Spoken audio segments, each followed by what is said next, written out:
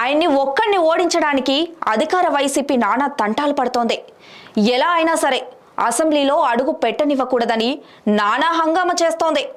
ఇందులో భాగంగానే పిఠాపురంలో మాస్టర్ ప్లాన్ చేసింది అధికార వైసీపీ. పవన్ కళ్యాణ్ పేరుతో 2 నామినేషన్లు వేయించింది. దీంతో ఒక్కసారిగా రాష్ట్రం ఉలిక్కి పడింది.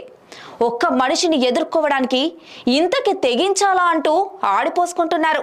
ఏపీలో ఎన్నికల వేళ రకరకాల రూమర్లు వినిపిస్తున్నాయి. మంత్రి విడుదల రజని కిడ్నాప్ అయ్యారంటూ కూడా సోషల్ మీడియాలో ఒక రేంజ్లో పెద్ద ఎత్తున ప్రచారం సాగిందనే చెప్పాలి. గుంటూరు వెస్ట్ నుంచి నామినేషన్ వేసేటప్పుడు ఆమె కిడ్నాప్ అయ్యారని కూడా మొన్నీ మధ్య టాక్ నడిచింది.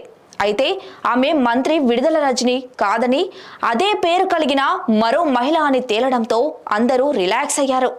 అయితే పిఠాపురంలో జనసేన అధినేత పవన్తో పాటు ఆయన పేరుతోనే మరో 3 ఇండిపెండెంట్లు పోటీ చేస్తున్నారని తెగ ప్రచారం జరుగుతోంది.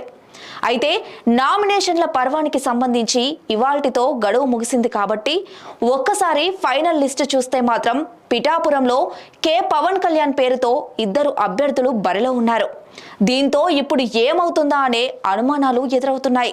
ఏపీలో ఇప్పుడు పిఠాపురం ఎంతో ఇంపార్టెంట్ సెగ్మెంట్.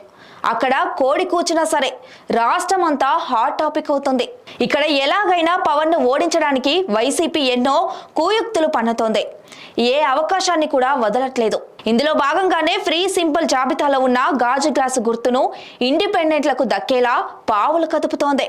ప్రస్తుతం ఈ టాపిక్ ఎలక్షన్ కమిషన్ పరిధిలో ఉంది.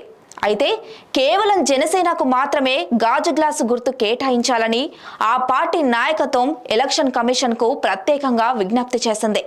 మరోవైపు గాజు గ్లాసు గుర్తుకు దగ్గరగా ఉండేలా కొన్ని గుర్తులు ఇండిపెండెంట్లు దక్కించుకునేలా పావులు కదుపుతున్నారు. తెలంగాణ ఎన్నికల్లో సైతం ఇదే ఫార్ములాను అనుసరించి జనసేనను దెబ్బ కొట్టారు. అయితే ఇప్పుడు కూడా అదే ప్రయత్నం చేస్తుండడం విశేషమనే చెప్పాలి. తాజాగా సోషల్ మీడియాలో మరో కొత్త ప్రచారానికి తెరతీశారు. పిఠాపురం సెగ్మెంట్లో సేమ్ పవన్ పేరుతో మరో 2 పోటీ చేస్తున్నట్లు ప్రచారం జరుపుతున్నారు. జనసేన అధినేత కొణిదెల పవన్ కళ్యాణ్తో పాటు కోనేటి పవన్ కళ్యాణ్, కనుమూర్తి పవన్ కళ్యాణ్ అనే వ్యక్తులు నామినేషన్ వేసినట్లుగా సోషల్ మీడియాలో ఓ వార్త తెగ వైరల్ అవుతోంది. అయితే అందులో ఎంత మాత్రం నిజం లేదని జనసేన పార్టీ వర్గాలు కొట్టిపారేస్తున్నాయి. ఈసీ వెబ్సైట్ ప్రకారం పిఠాపురం బరిలో పవన్ పేరుతో మాత్రం ఒక్కరే బరిలో ఉన్నారు. అయితే నామినేషన్ గడువు ముగిసే టైంకి 11 మంది పోటీ చేస్తున్నట్లు తేలింది. కేవలం పవన్ ను పిఠాపురంలో ఓడించేందుకు ఎన్నో ప్రయత్నాలు జరుగుతున్నాయి.